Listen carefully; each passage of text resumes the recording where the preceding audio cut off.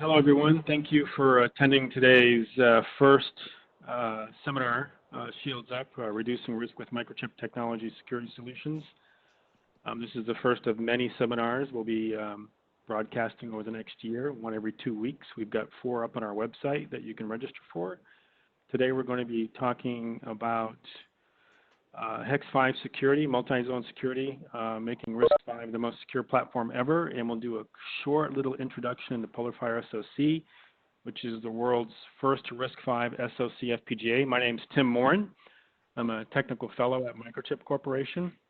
I came through the Microsemi FPGA business unit acquisition, and I'd like to introduce to you Cesare Garlati, the CEO and founder of Hex-Five Security, and he'll be talking about what their offering is and how it can provide security to Linux platforms, embedded platforms, and SOC FPGA platforms. Cesare, take it away. Thank you, Tim. Thank you for having me. The topic of today is really the first part of a 2-part series. The second part will be broadcasted first week of December, if I'm not wrong.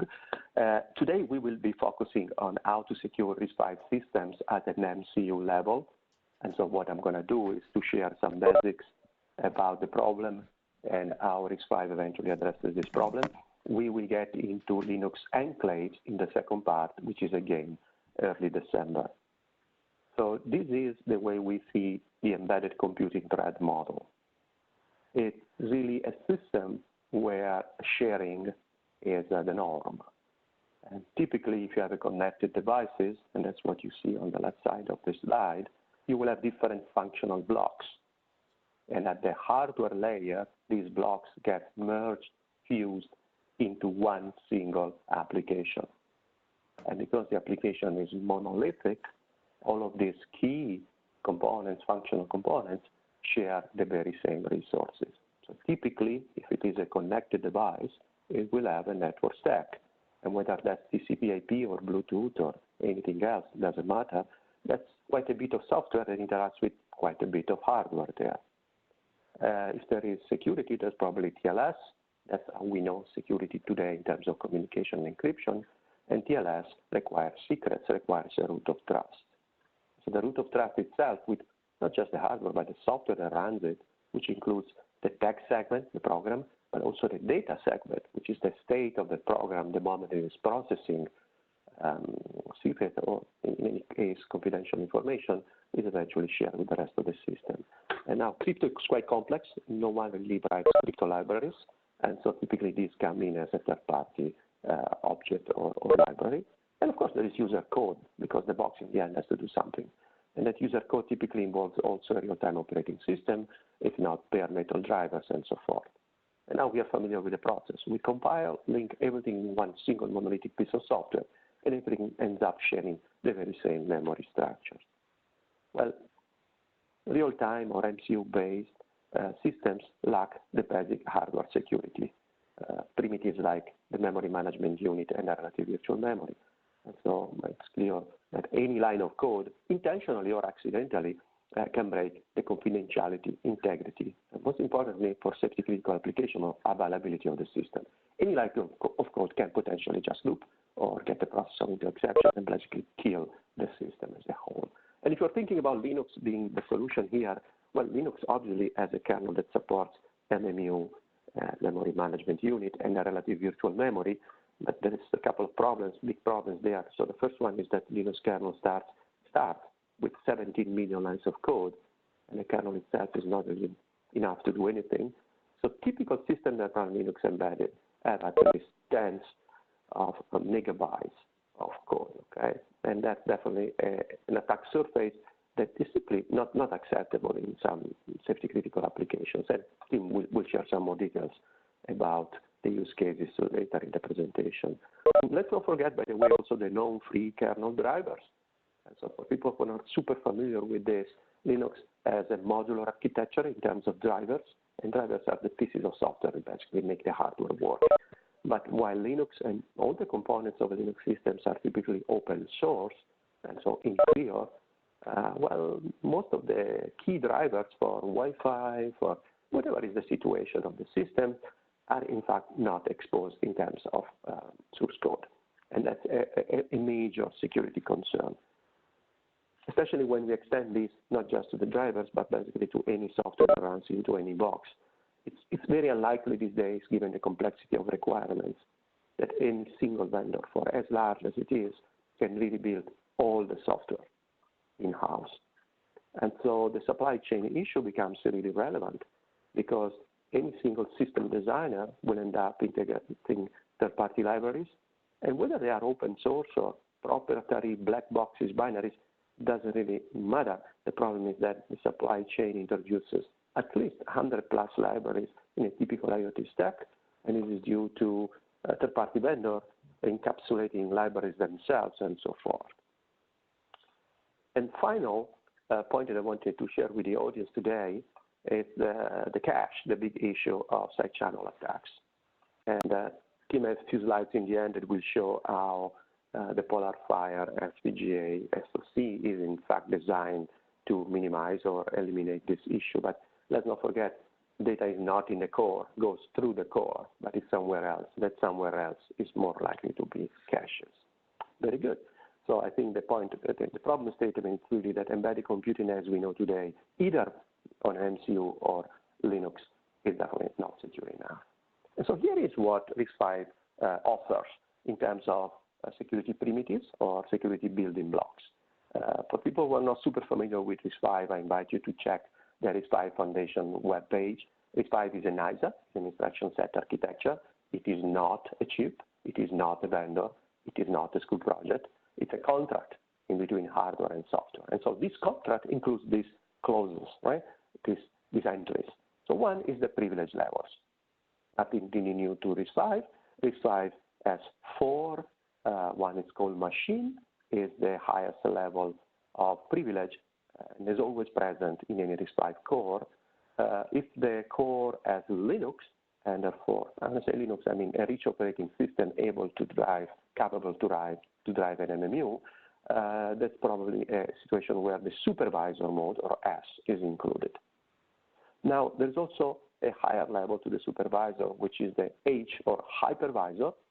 There are 2 bits, so you can come up with 4 different combinations there. The hypervisor specs are in the making. A lot of work, a lot of interest, but as of today, there's really no standardized way to do hypervisors yet.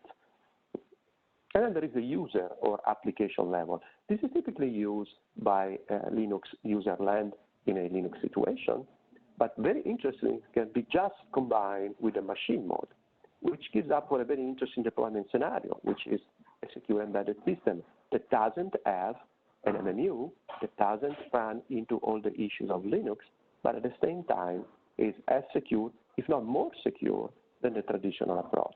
And when I say more secure, meaning less attack surface. And so here are the 3 rings or 3 privilege modes. If you have M, only M, well, there's no way you can secure that system at a hardware level. Separation is not possible. But if you have M and U, which I see more and more, that's ideal for secure embedded systems that have an MCU, or to secure the MCU that is included in a bigger system that eventually has additional Linux-capable cores. And that would be eventually the number 3, where machine, supervisor, and user mode are all 3 present. Now, as a complement to privilege mode, there is something in RISC-V which is standardized at the core level. This is very important. This is in the core, and it's standard, 100% standard, and it's called PMP, or physical memory protection. So without going too much into the details on how it works, the key concept is very simple, right? This is a peripheral, so something memory mapped in other systems. In this case, these are registers inside the core itself that are accessible only through the machine mode or through delegation through the supervisor mode. And what can be done is to define a set, a number of memory contiguous spaces. And this is not just about securing memory, this is about securing any memory mapped resource, including all the peripherals and any kind of data that is accessible through the interconnect to the bus. And whenever there is a policy enforced there, a value loaded up, well, the system in real time, the hardware checks whether the policies are respected. Otherwise, there is an exception. So this is as solid, as resilient as you can get, because it's really delivered by basically a set of gates to make it very simple. Okay, so one thing is to have primitives, and one thing is to actually make them work, right? And so here is what multi-zone trusted execution environment does. Leverages, orchestrates those primitives and many other pieces of the system, really, to develop something like this. And what you see on the screen, it's the equivalent of the application, the use case that I showed you in the first slide, but in this case is secure in the sense that provides isolation. You can look at these vertical columns as zones. We call them zones. You can look at them as containers, whatever name you want to pick. But the whole idea is that they are physically isolated. The core, once the policies are set, would prevent any leakage or any cross-reference or any damage in one zone to spill to the other one. And so typically, and we have one slide coming up very soon, in zone we would put the root of trust with eventually secrets and path and whatever is required to get that crypto working. The network stack was definitely separated because that's what's exposed to a remote attack. That's the most likely to be attacked and eventually breached, but that breach will not spread to the rest of the system. Over-the-air updates is a requirement you see more and more. If you want to do sound over-the-air updates, you have to have a completely separated stack. Otherwise, you use the faulty stack to update a new one, and you are just attacking the system remotely, basically. And of course, then you'll have any kind of combination of rich operating system or real-time. And there are only 5 here because that's a slide, but there can be more there. And so just to give an idea what's possible with these 5, if properly orchestrated, it's multiple, equally secure zones, so there's no concept of a secure world and non-secure world. Either you get separation or you don't, so they are all separated, they are all secure, they all run in user mode. And anything can be mapped to those zones, RAM, ROM, I/O, and their handlers. It's enforced by the hardware, so you can't get any stronger than this, but it's very flexible because the policies are defined via software. And policies include read, write, and execute. So it's not just being in or out, any kind of possible combinations of these policies. Super lightweight. In fact, the code base is less than 2 kilobytes, and this allows for formal verification, which is definitely what is needed in this case. As of now, multi-zone is offered as open source API, so free and open standard. The commercial implementation provided at MultiZone is the only one available in the market as of today. It's designed for mixed criticality and purpose-built secure systems. It's a lot to do with L1 and L2 caches. We'll see more in a second. And with this kind of solution, basically any RISC-V core can be covered.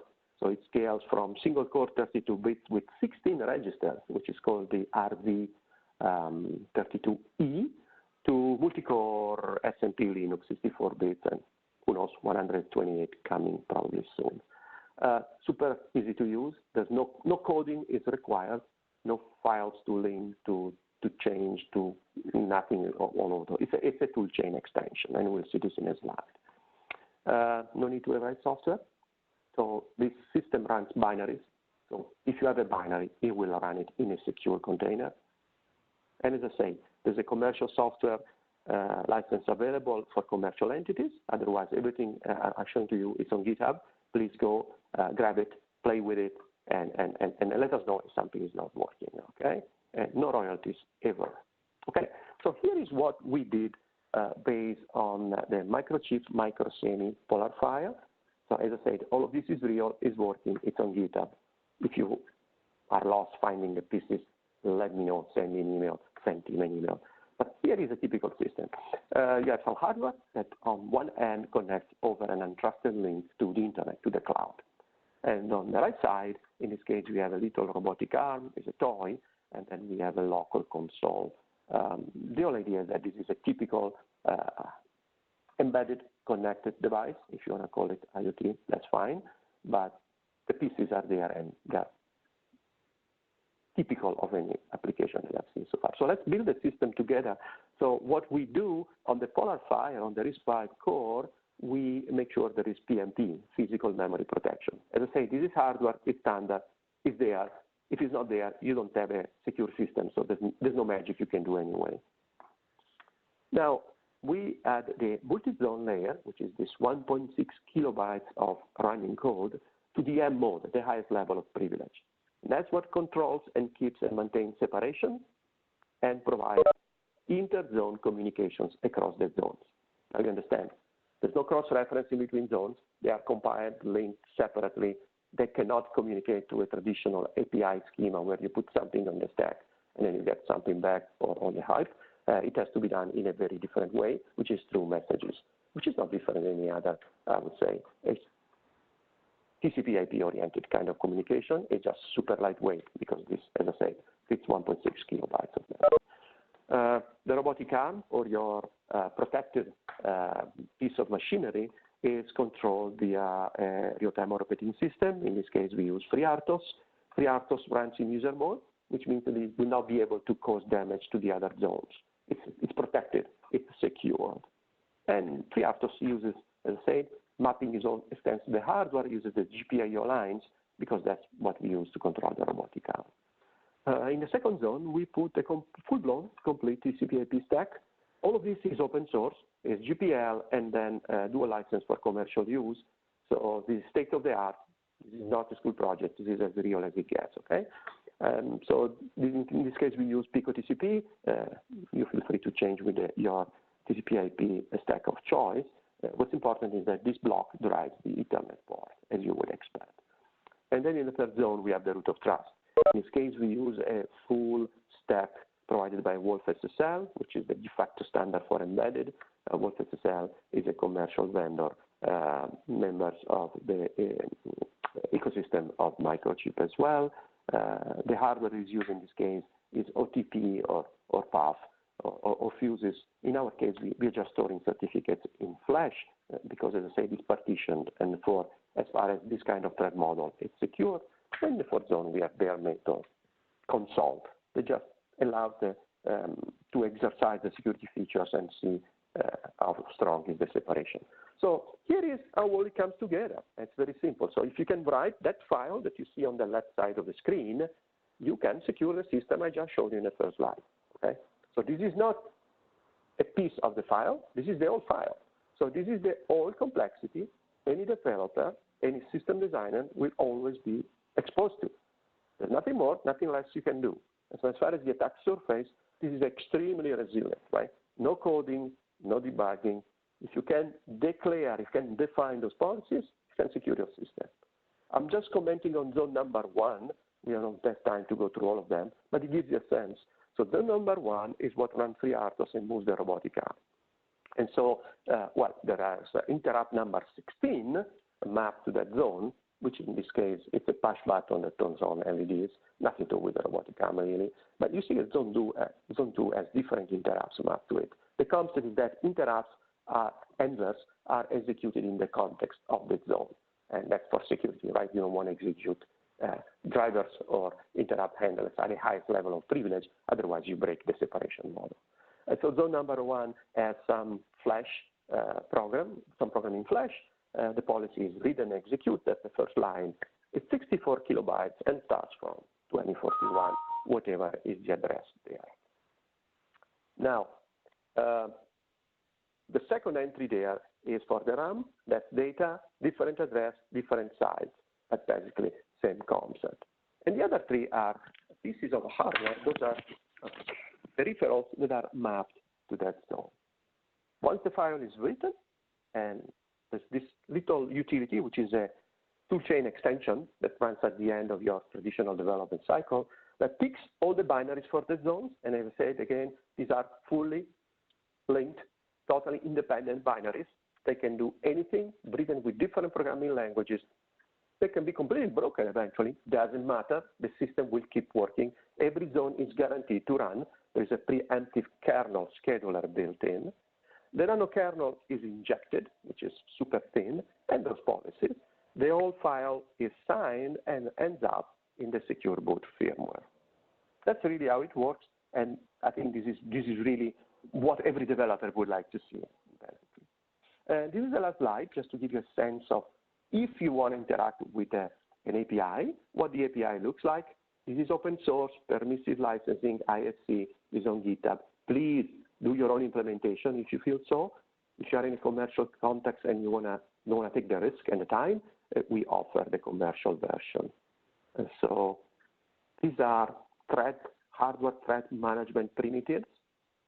Yield is about handing over the CPU to the next zone, while waiting for interrupt, WFI, it's a primitive, it's an instruction really in RISC-V, it's the low power mode. And obviously the system is multitask, in this case, multi-zones. And so when all the zones are waiting for interrupt, the system actually goes in low power mode, waiting for interrupt. The next two are the basic, the primitives for inter-zone communications. Very simple, send and receive, then you pass the pointer of some local data, local to the zone, and the zone that you want to send or receive from. Please pay attention, this is high security. You don't specify the source of the request, and that's the way you cannot spoof it. The system knows where the requests are coming. So this is as solid as it can get. Something about setting interrupts or traps. One is synchronous, the other one asynchronous, and enabling or disabling interrupt. Nothing really special. This is what you would expect. What's in RISC-V and what you would expect from any processor, really. MultiZone provides soft timers, typically, let's say in this way. So the RISC-V specifications include one real-time timer for the use of the operating system in the core. Now that's been delegated really to the platform level, meaning outside the core, that's fine, but still you have one. And so what you should run 3 operating systems, each one in one zone, while MultiZone provides soft timers. And this is the way you can run as many operating systems or applications that extend the required time in there. The last group is really a high-performance version of trap and emulation. As you understand now, the system is secure, runs in user mode, but I told you it runs unmodified binaries. So what if your binaries assume they are running in machine mode, meaning highest level privilege like FreeRTOS? Do you have to rewrite your code? No, absolutely not, right? So the system traps and emulates, and for instance, read-only of some of these registers just goes on just fine. There is a little bit of an impact in terms of performance there. Trap and emulation is a bit expensive. If you go directly with the C library, that's a little bit faster. It's entirely optional. You can just go with straight, plain assembly, and it works just fine. And with that theme, I will pass back to you. Okay, thank you very much, Cesare. So, last year we made an architectural announcement of Fire SOC. I just wanted to give you a quick overview on what this is, because it is germane to, security, real-time and Linux running on the same chip, and running a multi-zone type of microkernel on the chips. So Fire SOC is an SOC FPGA. What an SOC FPGA is an FPGA with a monolithic piece of silicon for the processor subsystem implemented as an ASIC block. So everything you see in the the gray boxes is an ASIC block, and it's a 5-core processor subsystem. 4 cores can run Linux. 1 core is a monitor core. You can imagine that monitor core, executing in its own separate zone or multiple zones within that core as a trusted execution environment. All these cores are deterministic amongst each other.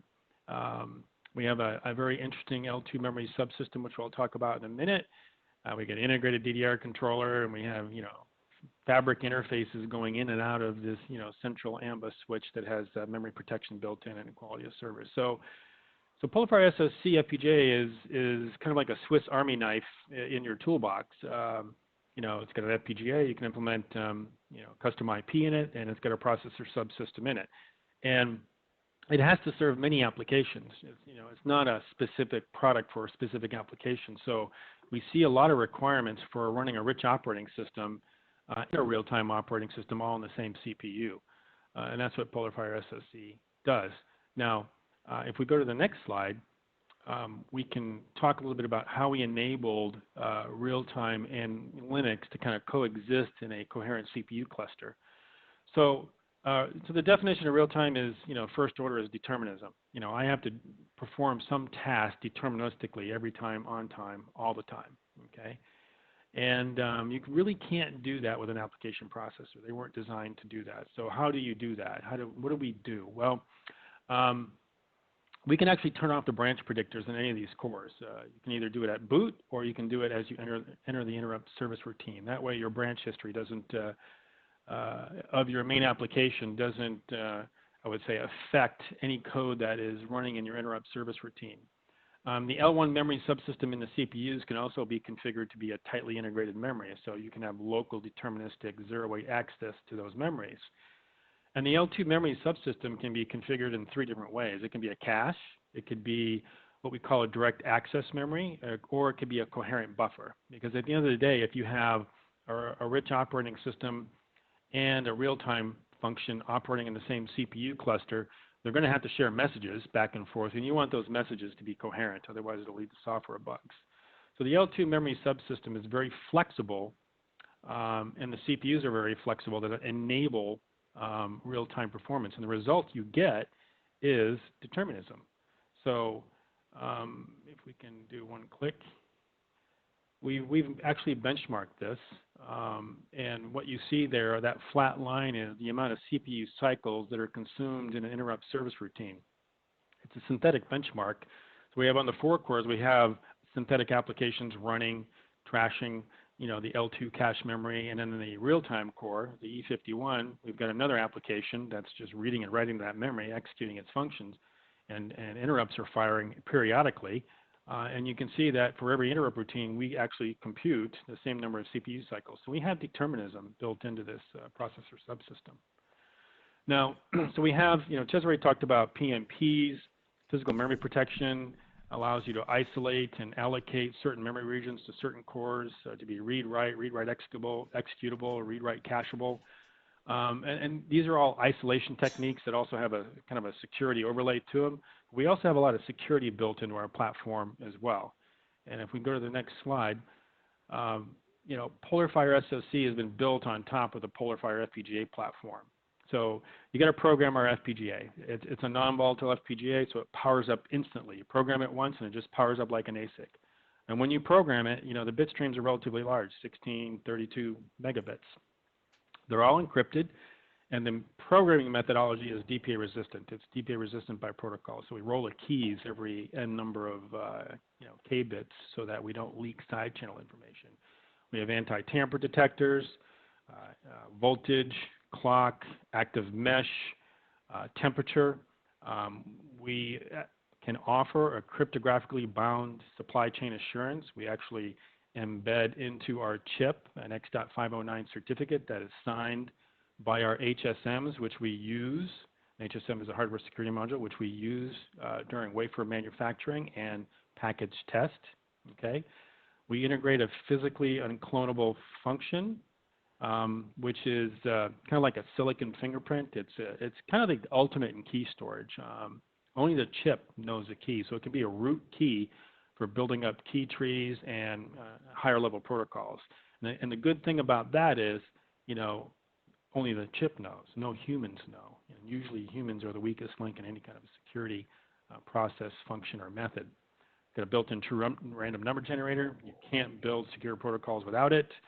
And on some devices, we have a side channel resistant crypto coprocessor that can do symmetric, asymmetric crypto algorithms. So that's what's in PolarFire FPGA. PolarFire SOC has all of that, and of course we've integrated secure boot. And we chose an architecture that's 5-stage pipeline, which in order execution, not out of order. So it's a deterministic core that is not subject to Spectre and meltdown attacks because of the nature of the architecture. And the physical memory protection, as Cesare alluded to earlier. And we have error correction on all the memories. Typically, it's a reliability function, but it really is germane to security as well. So any kind of memory, we will correct single bits and detect 2-bit errors. And these error signals are actually brought to the FPGA fabric so that you could do something with them in your logic. Because at that point in time, if you get a 2-bit error in some memory that may contain your stack, your system becomes unreliable and unstable. So we take all our inputs from DoD. Microchip is the #1 supplier of silicon components to the Department of Defense.